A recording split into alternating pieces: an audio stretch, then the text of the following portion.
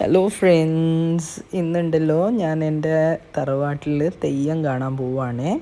അപ്പം നമ്മളെ മലബാർ സൈഡിലുള്ള ഏറ്റവും ഒരു ഇമ്പോർട്ടൻ്റ് ആയിട്ടുള്ള ഈ ജനുവരി മാസത്തിലാണ് അധിക തറവാട്ടിലും തെയ്യം ഉണ്ടാവും. അപ്പം അങ്ങനെ ഞാൻ എൻ്റെ വീട്ടിലേക്ക് എൻ്റെ ജോലി എല്ലാം കഴിഞ്ഞിട്ട് വൈകുന്നേരം എല്ലാവരും കൂടി റെഡിയായിട്ട് പോകുന്നതാണ്. അപ്പോൾ പോകുന്ന വഴിക്ക് ഓൺ ദ വേ നമ്മൾ മാഹിന്ന് ചായയും സ്നാക്സ് കഴിച്ചു. പിന്നെ കുറച്ച് സമയം ഒന്ന് റെസ്റ്റ് എടുത്തിട്ട് ഞാൻ എൻ്റെ തറവാട്ടിലെത്തി.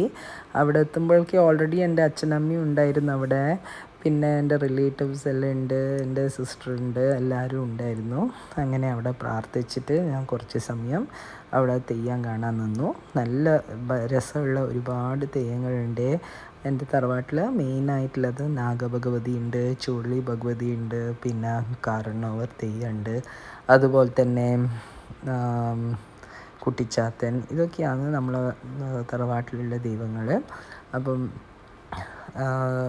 തെയ്യത്തിൻ്റെ മെയിൻ ഇൻറ്റൻഷൻ എന്ന് പറഞ്ഞാൽ നാട്ടിനും തറവാട്ടിനും എല്ലാ പ്രോസ്പെരിറ്റിയും വരുത്താൻ വേണ്ടിയിട്ടുള്ള ഒരു സംഭവമാണ്, പണ്ട് തൊട്ടിട്ടേ ഉള്ളതാണ്.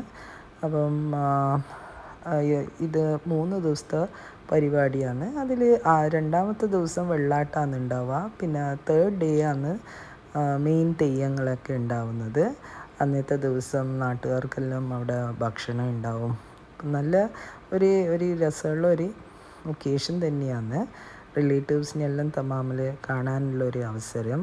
പിന്നെ ഇപ്പോഴത്തെ യങ്ങർ ജനറേഷനിലുള്ള ഏറ്റവും വലിയൊരു പ്രശ്നം തന്നെ അതാണ്. ആർക്കും തമ്മിൽ ക്ലോസ് ആയിട്ടുള്ള റിലേറ്റീവ്സിനെ വരെ തമ്മിൽ അറിയുന്നില്ല. അവർ ദൂരെയുള്ള സ്ഥലത്ത് ജോലി ചെയ്യാൻ പോയി, അവിടെ സെറ്റിലായി.